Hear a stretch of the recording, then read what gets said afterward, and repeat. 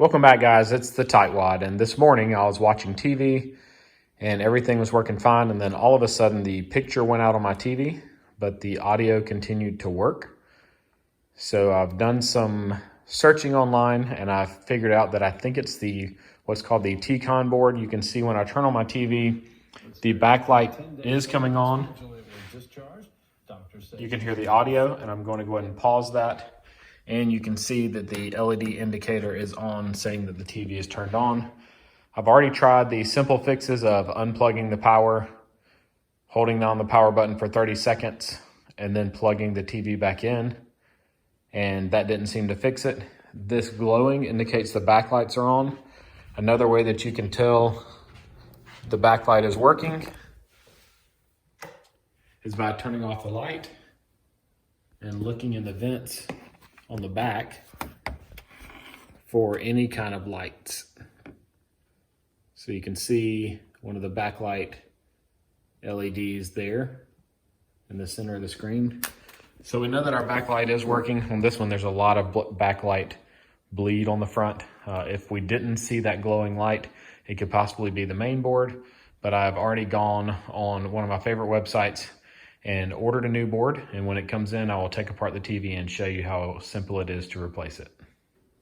I brought the TV and laid it face down on my table here so that I can remove all the screws around the perimeter of the back and remove this back shell.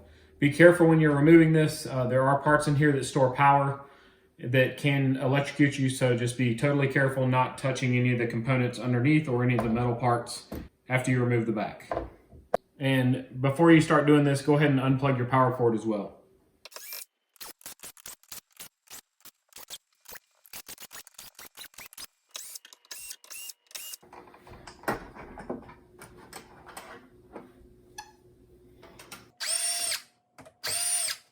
On this particular model, I did need to remove the stand, and there were 2 screws underneath the stand as well.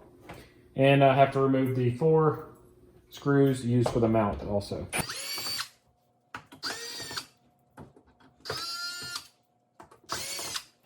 There's also a little screw here where the power cord goes. And a few more screws here.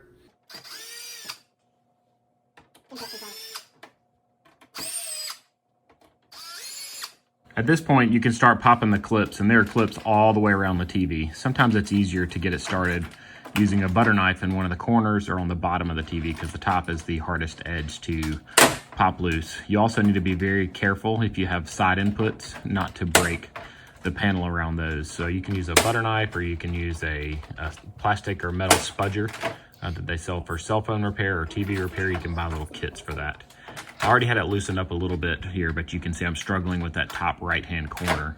And that was the last piece that we snapped off. I actually snapped it off whenever we lifted the back of the TV. And since this was such a large TV, I had my wife help me lift the cover off, so because it does flex, I didn't want it to break in the middle. So we lifted it off and carried it over to the side. There we go. Can we let that set up? Is it off now? Do me a favor and hit that subscribe button, and then we'll move on to the next step. With the whole back removed, I now need to remove this portion right here. There's another plate covering everything up. And I'm being careful not to touch anything other than exactly what I'm working on. And then 4 screws on this side as well.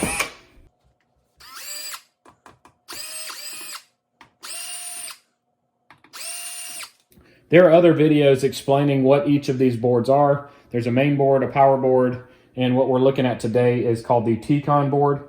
That is most likely the issue with this TV. So I'm going to be showing you how to get to the T-Con board and replace it today. I had to release this foil tape here, and there's a small piece right here that I need to remove as well. And now I should be able to lift this panel right off.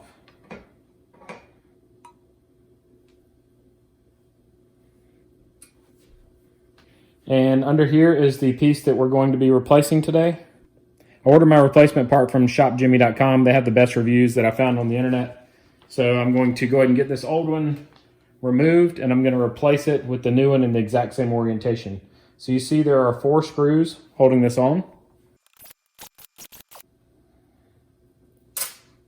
Now I need to remove my 4 cables, 2 on this side and 2 on this side.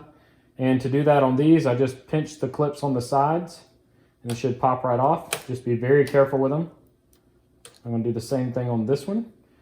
On these right here, there's a little black clip that you flip up. You can use your nail or a screwdriver to flip it up. And once the black clip is flipped up, this slides right out. Be extremely careful with these. These are the most fragile part. All right, and with that one flipped up, I can slide this out.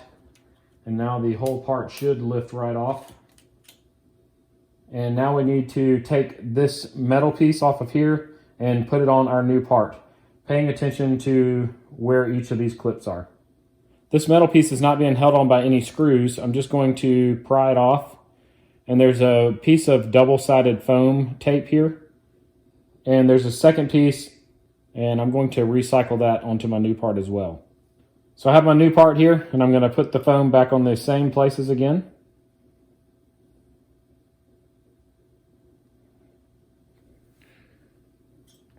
And now I'm going to fit this back into place and set it back on my board. And you should feel it seat down over the screw holes that are there. There is a small recess in the bottom of the board.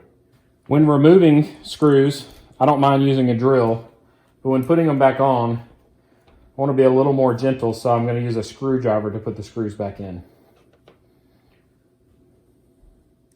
And I am going to go ahead and get 2 of my screws in before I start connecting any cables. That'll just hold everything in place for me. With those 2 screws in, I'm going to start in reverse order from what I did earlier, making sure these black strips are flipped up, and then sliding the cables in, and then flipping the black strips down. Then same thing here, flip the black strip up, slide the blue strips in, and flip the black strips down. On the back side, these just slide right in. So I'll just snap them in. Notice I'm being careful not to touch anything up here while I'm doing this.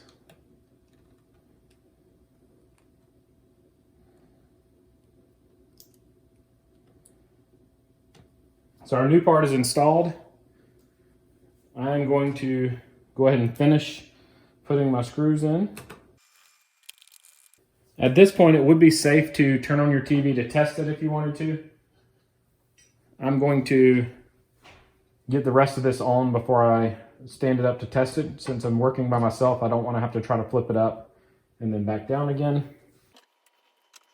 I have to replace these screws on the bottom. One of these was actually already broken, I guess from original assembly, but it doesn't affect a whole lot, so I'm gonna not worry about it for now. It helps to have a magnetic screwdriver for this when working with these small screws, especially if you have big hands like I do. But I'm just going around and replacing all the screws that I removed.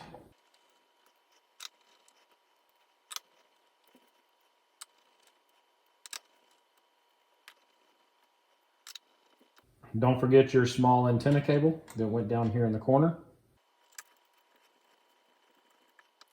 Make sure that you push your foil tape back down here, and then it's time to put the cover back on the top. I'm going to be very careful over here where the inputs are, making sure that everything fits in correctly. My coax port sticks out a little bit far here. And now I'm going to go around the perimeter and snap everything back into place.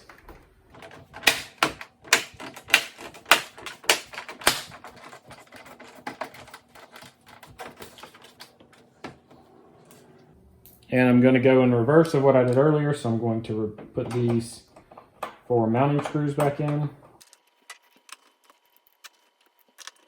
I'm going to wait to put on the panel here, but I am going to go ahead and put in these 2 screws that go underneath it. I'm going to put in my small screws that go here and then around the input panel.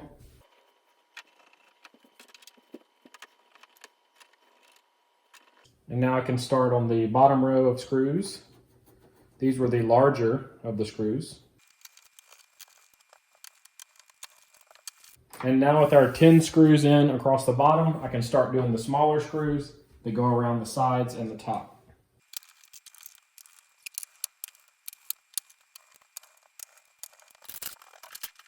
And last step is to put the stand back on. And that was our longest screws with the blue on the tips. That blue is some type of thread locker that keeps these screws from coming out easily. I have everything hooked back up now, so I'm going to hit the power button and see if the Vizio logo pops up. And there it is. So this one is fixed. I hope you were able to get your TV repaired. If you did, give this video a thumbs up and subscribe to my channel. After you subscribe, you can turn on the notifications so you'll see next time I post helpful DIY style videos. If you have any questions, leave them in the comment section below and I'll be sure to respond. I hope you guys have a great day.